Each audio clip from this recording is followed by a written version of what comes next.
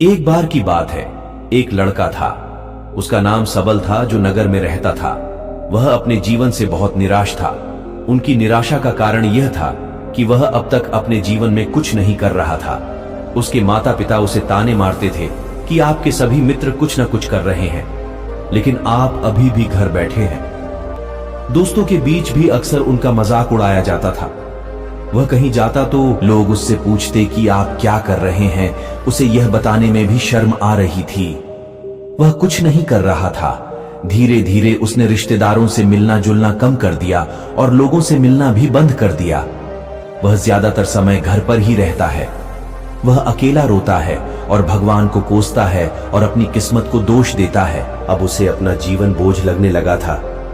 कभी कभी वह सोचता कि कब वह कुछ करने के योग्य बनेगा, और फिर वह सोचता कि जिंदा रहने से अच्छा मर जाना है। एक दिन वह अपने नगर की एक गली से गुजर रहा था। तभी उसने देखा कि एक उपदेशक दुख और परेशानियों पर उपदेश दे रहा है। वह भी उसी भीड़ में सबसे पीछे बैठ गया और गुरु के प्रवचन सुनने लगा। उपदेशक कह रहा था, दुख एक शिक्षक की तरह है जो हमें जीवन की सच्चाई दिखाता है और हमें जीने का सही तरीका सिखाता है। आप चाहें तो जिंदगी जीना भी सीख सकते हैं। गुरुजी उपदेश दे रहे थे कि तुम चाहो तो कुछ भी हासिल कर सकते हो, और अगर चाहो तो एक कोने में बैठकर रो सकते हो। इन सभी बातों को सबल ध्यान से सुन रहा था, लेकिन शिक्षक की यह बातें पसंद नहीं आई। उसने खड़े होकर कहा कि कुछ भी सिखाने से दुख दूर नहीं होता। इसमें केवल दर्द होता है।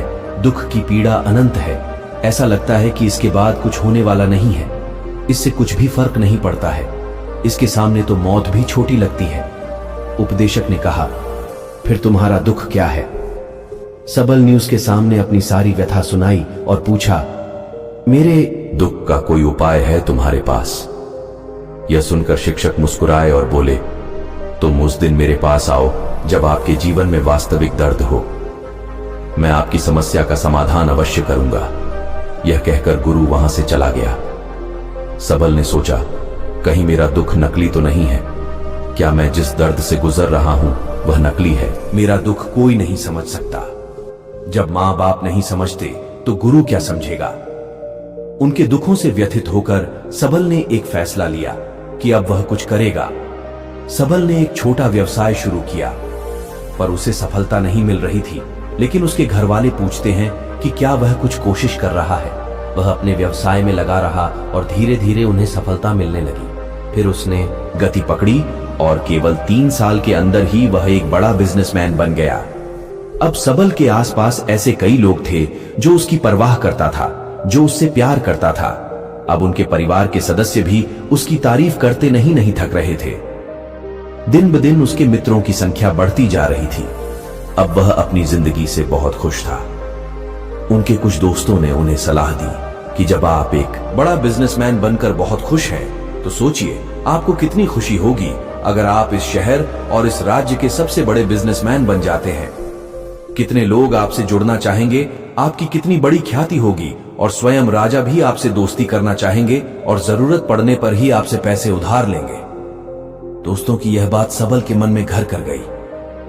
अब वह और पैसे कमाने की कोशिश करने लगा, लेकिन उसे यह सब बहुत ही जल्दी चाहिए था।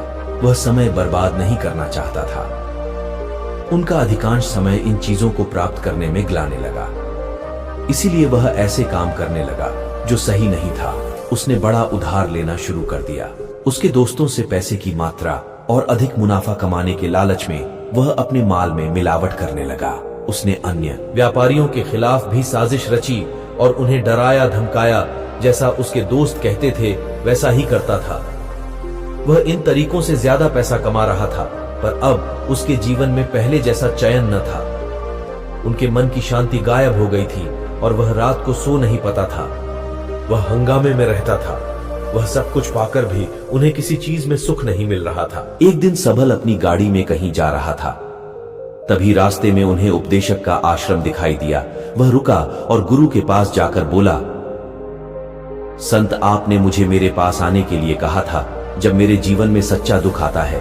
अब मैं बहुत दुखी हूं कि मेरी नींद हराम हो गई है। मुझे कहीं भी शांति नहीं मिल रही है। इस प्रकार सबल ने अपनी सारी समस्याएं गुरु को बता दी। गुरु ने कहा, जब तुम पहली बार मुझसे मिलने आए थे तब भी तुम किसी दुख में थे, आपने उस दर्द से क्या सीखा? सबल ने कहा कि सिर्फ सोचने और चिंता करने से कुछ नहीं होता। आपकी दृष्टि को सच करने के लिए यह कार्रवाई करता है, और सिर्फ काम करने से कुछ नहीं होता, परिणाम भी मिलना चाहिए। जब आपको लगता है कि आपका लक्ष्य हासिल नहीं होने वाला, तब राह में चाहे कितनी भी मुश्किलें आ जाइए, मन कितना भी निराश क्यों ना हो, कितना भी लगता हो कि अब कुछ नहीं होने वाला है, तभी विश्वास करें, मैं जो भी कर रहा हूं उसमें अवश्य सफल होऊंगा। खुद पर ध्यान दो, लोगों पर नहीं। लोग केवल सफल लोगों का सम्मान करते हैं। कोई कितना भी अच्छा क्यों ना हो, वह हमेशा लोगों की नजरों में बोझ बने रहते हैं। यह सब सुनकर उपदेशक मुस्कुराया और बोला, जब आपके पास है तो यह वास्तविक दुख नहीं है। अपने जीवन में वास्तविक दुख आए तब मेरे पास आओ, मैं उसे ठीक कर दूंगा। सबल ने जाते समय साधु को सोने के सिक्कों से भरा घड़ा भेंट किया।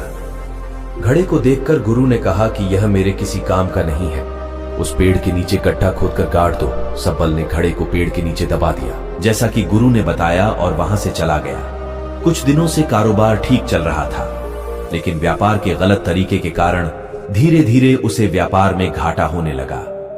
उसकी सारी दौलत धीरे धीरे खत्म होने लगी, और एक दिन ऐसा भी आया जब उसके पास कुछ भी नहीं बचा और उस पर कर्ज का बोझ चढ़ गया था। परंतु वह निश्चिंत था, क्योंकि उसने अपना सारा कर्ज अपने दोस्तों से लिया था। उसने सोचा कि उसके दोस्त बुरे वक्त में उनके साथ खड़े रहेंगे, लेकिन ऐसा कुछ नहीं हुआ। जैसे ही बुरा वक्त आया, दोस्त पहले उससे कर्ज मांगने लगे। अगर उसने कर्ज नहीं लौटाया, उन्होंने उसे जान से मारने की धमकी भी दी। उनके सभी शुभचिंतक और प्रियजन उससे दूर हो गए। उसके दोस्त जो उसके साथ मस्ती किया करते थे, अब उससे दूर भाग रहे थे। उसका परिवार उसकी गलतियां और कमियां गिनने लगा। उनकी सारी संपत्ति नीलाम कर दी गई और उसके पास कुछ भी न बचा। जब उसने अपने पिता से मदद मांगी, पिता ने कहा कि मेरे पास थोड़ी सी संपत्ति है, मैं तुम्हारी मां को क्या कहूंगा अगर मैं तुम्हें दे दूं? यह संपत्ति हमारा अंतिम उपाय है। सबल के मन में गहरा दुख छा गया। उसके आसपास कोई नहीं था जो उनके दुख को समझ सके, जो उसे संभाल सके। जनता के इस विश्वासघात के कारण वह अंदर से टूट चुका था। वह सोचने लगा कि अब जीने का क्या मतलब है, अब मौत ही मेरा सहारा है। वह आत्महत्या करने के लिए पहाड़ी पर जा रहा था। तब से उसे याद आया कि उस शिक्षक ने उससे कहा था, मेरे पास आओ जब तुम्हारे जीवन में वास्तविक दुख हो। सबसे कहा कि पहले आप मुझे बताओ, आपने अपने दुख से क्या सीखा? सबल ने कहा कि मैंने वह सीखा, जो लोग हमारे जीवन में आते हैं वह हमारी सफलता और प्रगति के कारण वो हमें धोखा जरूर देंगे, क्योंकि बुरे समय में वे हमारे साथ नहीं खड़े होंगे। वे अच्छे समय में ही हमारा फायदा उठाएंगे और बुरे समय में हमें छोड़ देंगे। सबल गुरु के पास गया और अपनी सारी व्यथा सुनाई। आंखों में आंसू लिए उसने कहा, हे गुरुजी, मेरे दुख का निवारण कीजिए। गुरु ने कहा, जब जीवन में असली दुख होता है तब मेरे पास आ जाना, मैं इसे जरूर ठीक करूंगा। सबल ने कहा कि ये क्या हो रहा है, मेरी जिंदगी में अभी दुख नहीं है, तो आखिर असली दुख क्या है? गुरुजी ने, उन लोगों पर ही भरोसा करें जो हमारे बुरे समय में हमारे साथ खड़े रहते हैं, लेकिन ऐसे लोग बहुत कम होते हैं। लेकिन जिनके पास है उन्हें उनकी सराहना करनी चाहिए, उनका अपमान नहीं करना चाहिए। मैंने कभी भी किसी के खिलाफ साजिश नहीं रखना चाहिए। अपना काम ईमानदारी और धैर्य से करें और कभी लालची मत बनो। अपने सारे दुख दर्द और अनुभव बयां करने के बाद सबल गुरुजी के सामने आंखों में आंसू लिए बैठ गया।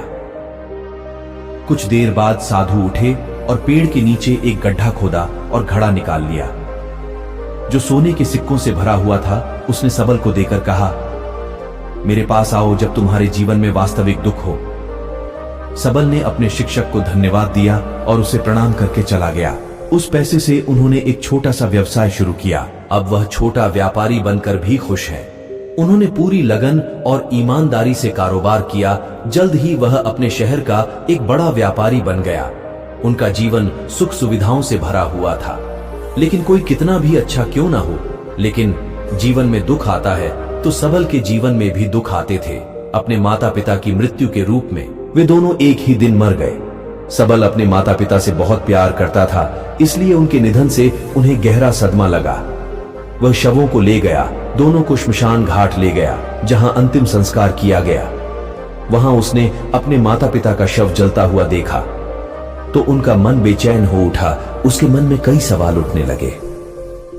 वह घर वापस आ गया, इसलिए उसने अपने माता पिता के घर और संपत्ति को देखा, जिसके लिए उनके पिता हमेशा लड़ते रहे। आज जो छूटा पड़ा है, जिन्होंने इसकी देखभाल की, इसके लिए लड़ने वाले इस दुनिया से चले गए। उसके पिता ने जो कुछ कमाया वह सब यहीं रह गया। एक दिन पहले तक उसके पिता मारपीट करते थे किसी के साथ उसकी संपत्ति के लिए। आज वो खुद इस दुनिया से चले गए। उसका मन ऐसे अनेक विचारों के बवंडर में था। वह खाली महसूस कर रहा था। उसे लगा कि कुछ है, वह समझ नहीं सका। इसलिए वह गुरु के पास गया। उसे देखकर गुरुजी ने कहा, क्या जीवन में कोई दुख है? सबल ने कहा, वैसे तो जीवन में कोई दुख नहीं है, सब कुछ अच्छा चल रहा है, लेकिन आज मेरे माता पिता का देहांत हो गया है। मैं इस घटना से बेहद दुखी और परेशान हूं। गुरुजी ने कहा, इसमें दुखी होने की क्या बात है? एक दिन सबके अपनों को मरना है। कोई न कभी जिया है और न कभी रहेगा। एक दिन तुझे भी मरना है। शायद तुम कल ही मर जाओगे, या आप आज भी मर सकते हो। सबल ने कहा, क्या कह रहे हो गुरुजी? मैं भी मर जाऊंगा, लेकिन मैं अभी जवान हूं। गुरु ने कहा कि सब जी रहे हैं इस भ्रम में कि मृत्यु केवल दूसरों को आती है, बड़ों के पास ही आती है, लेकिन जवान और बूढ़े मर जाते हैं, बच्चे मर जाते हैं। मौत का उम्र से कोई लेना देना नहीं है, ये सभी को प्रभावित करता है। मास्टर जी की ये बातें सबल के मन में घर कर गईं और वह चुपचाप चला गया। लेकिन उसका मन अभी भी बेचैन था। वह खाली महसूस कर रहा था। वह सारा दिन अपने बारे में ही सोचता रहा कि वह कौन है, वह इस दुनिया में क्यों आया है, क्या जीवन का लक्ष्य केवल चीजों को खाना और मरना है? ऐसे कई सवाल उसके दिमाग में लगातार उठ रहे थे, लेकिन उन्हें अपने किसी भी सवाल का जवाब नहीं मिल रहा था और उसका दुख दिन ब दिन बढ़ता ही जा रहा था। इसलिए कुछ दिन बाद वह फिर से गुरुजी के पास पहुंचा और बोला, हे स्वामी, मैं बहुत दुखी हूं, क्योंकि मैं यह नहीं जान पा रहा हूं कि मैं कौन हूं और मैं इस दुनिया में क्यों आया। यह सुनकर गुरुजी मुस्कुराए और बोले, आज आपके जीवन में पहली बार सच्चा दुख उत्पन्न हो गया है। यह वास्तव में दुख कहलाने के लायक है। हम नहीं जानते कि हम कौन हैं, हम क्यों आए हैं, क्या करें, कैसे करना है। सबल ने अपने गुरु से कहा कि उसकी दुर्दशा दूर करो। गुरु ने कहा कि हम सभी इंसान हैं, जीवन भर संग्रह करते रहते हैं। सबल ने कहा कि सभी इंसान जीवन भर धन, सम्मान, परिवार, प्रतिष्ठा, मित्र, शत्रु आदि जमा करता है।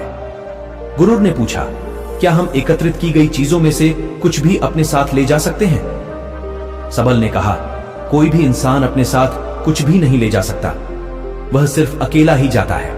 मेरे माता पिता भी अपने साथ कुछ भी नहीं लेकर गए। सब कुछ धन संपत्ति वैभव सब कुछ यहां पर छोड़ कर गए। शिक्षक ने कहा, अब मेरी बात ध्यान से सुनो। इस संसार में हमें जो संग्रह करना चाहिए वह हम नहीं करते। चीजें हमारे सामने होती हैं, लेकिन हम उन्हें देखने की कोशिश नहीं करते। हमें इस दुनिया में जो कुछ भी इकट्ठा करना है वह हम खुद हैं। हमें खुद को जुटाना होगा ताकि जब हम मरें तो हम एकजुट हो सकें। और खुद को पहचानने में सक्षम होने के लिए हम अंदर बंटे हुए हैं। हम प्यार, नफरत, गुस्सा, ईर्ष्या में बंटे हुए हैं। क्रूरता, धन, स्थिति, प्रतिष्ठा, सम्मान, पहचान, धर्म, जाति, सैकड़ों हजारों ऐसी चीजों और इच्छाओं में हम विभाजित हैं और टुकड़ों में जीवन जी रहे हैं। इस विभाजन के कारण हमारी चेतना कभी एक नहीं हो सकती। हमारी चेतना शक्ति बिखरी हुई है, इसलिए हमारे पास इतना समय नहीं है, इतनी ऊर्जा नहीं कि हम मुड़ सकते हैं और अपने भीतर देख सकते हैं। वास्तव में धन, सम्मान और सुविधाओं का अभाव, लोग इसे दुचाक समझते हैं और जीवन भर के लिए जो दुचाक कहकर रोते रहते हैं। तो मेरे प्रिय मित्रों, आशा करता हूं कि यह कहानी आपको पसंद आई होगी। तो चलो फिर ऐसे ही एक और कहानी में मिलते हैं। तब तक अपना ख्याल रखें। Thank you.